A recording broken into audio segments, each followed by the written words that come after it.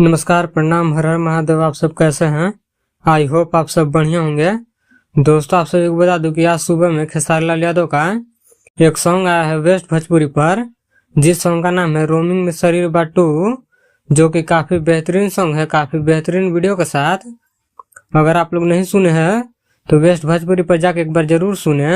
और दोस्तों, आप सभी को बता दूं कि हिट मशीन खेसारी लाल यादव का आज से कुछ दिन पहले VR म्यूजिक पर एक गाना आया था, जिस गाना का नाम था भीन जाला लहंगा। और इस सॉन्ग पे रानी सिंह एक प्रमोशन टाइप पे वीडियो शेयर की है, जैसे कि स्क्रीन पर आप लोग देख सकते हैं।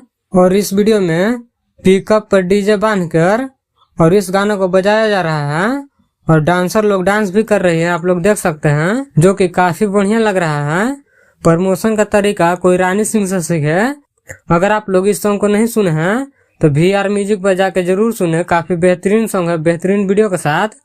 तो इस वीडियो में इतना ही। इस वीडियो के बारे में क्या करना चाहते हैं कमेंट करके जरूर बताएं। और मेरे चैनल पर नए हो तो चैनल को सब्सक्राइब कर लें, ताकि ऐसे ही हिट मशीन खेसारी लाल यादव से जुड़ी सारी छोटी बड़ी खबरें सबसे पहले देखने के लिए मिले। तो मिलते हैं अगले वीडियो में, तब तक के लिए जय हिंद।